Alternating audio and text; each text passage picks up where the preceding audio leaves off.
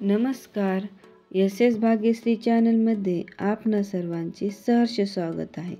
आज आपण देवपूजाविषयी काही नियम पाहणार आहोत. देवपूजा करताना एखाद्या चुकीमुळे देव आपल्या घरामध्ये वास करत नाहीत, तर त्या कोणत्या चुका होतात ते पाहूया.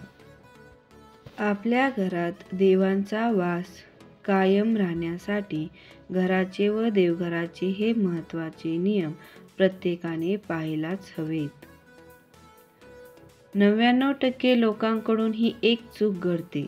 त्यांना पूजेचे नियम माहीत नसल्यामुळे आणि मग त्यांना त्यांच्या पूजेचे फळ मिळत नाही.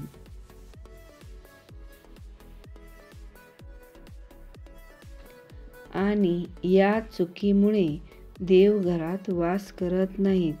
तर ते नियम कोणते आहेत हे आपण आज पाहणार आहोत.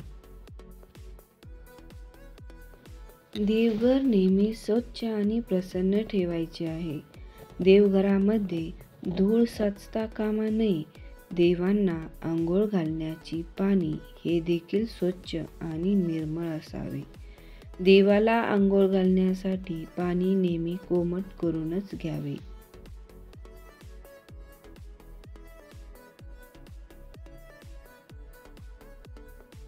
आपणाला सगळ्यात अगोदर एक काम करायचे आहे, ते म्हणजे देवघरात देवाचे एकापेक्षा जास्त मूर्ती किंवा फोटो नसावे.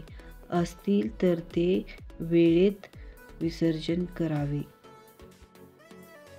तुमच्या देवघरात जर नागासहित एकत्र महादेवाची पिंड असेल तर ती लवकरच विसर्जन करा.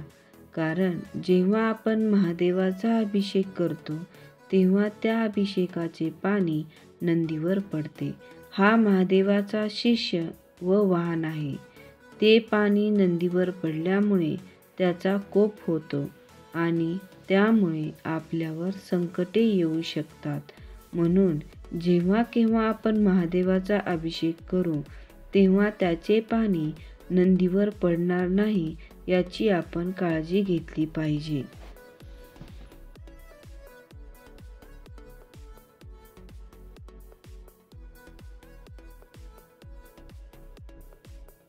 वास्तुशास्त्रानुसार देवघर हे नेहमी ईशान्य दिशेला असावे. देवाचे तोंड पूर्व किंवा उत्तर या दिशेला असावे. देवांच्या मूर्तीचे तोंड किंवा फोटोचे तोंड दक्षिणेकडे करून ठेवायचे नसतात. देवघरात मूर्ती किंवा फोटो तुटलेली किंवा भंग झालेली नसावी. कारण अशा मूर्ती व फोटो पूजेत ठेवू नये. ते वेळीच एखाद्या मंदिरात किंवा एखाद्या झाडाखाली विसर्जित करावे.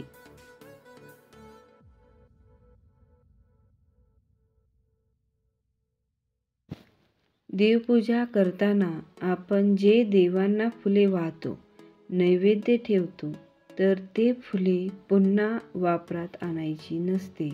आपण देवाला वाहिलेली फुले साठवून एखाद्या प्लास्टिकच्या पिशवीत ठेवतो, तर ते जास्त दिवस फुले प्लास्टिकच्या पिशवीत राहिल्याने घरामध्ये वास्तुदोष निर्माण झाल्याशिवाय राहत नाही.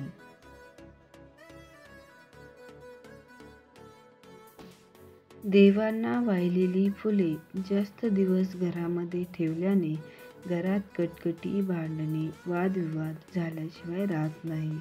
आपण जेव्हा दिवा लावतो आणि जळालेल्या काड्या आपण तशाच ठेवून देतो, तर त्यामुळे घरात निगेटिव्ह एनर्जी निर्माण होते. अशा जळालेल्या काड्या वेळोवेळी फेकून द्या आणि वाहिलेली फुले झाडाच्या बुडामध्ये ठेवून द्या.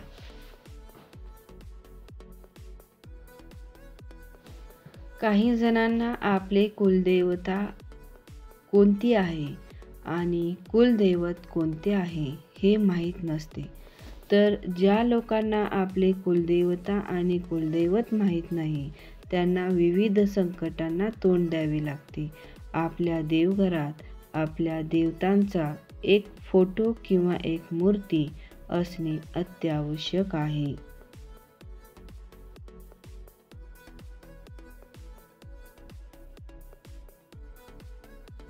काही जण देवपूजा करताना ज्या वेळेस आपण निरंजन लावतो किंवा समई लावतो त्या समईमध्ये तेल किंवा तूप घालतो. तर ते कसे घालायचे? तेलाचा वेगळा दिवा आणि तुपाचा वेगळा दिवा लावावा.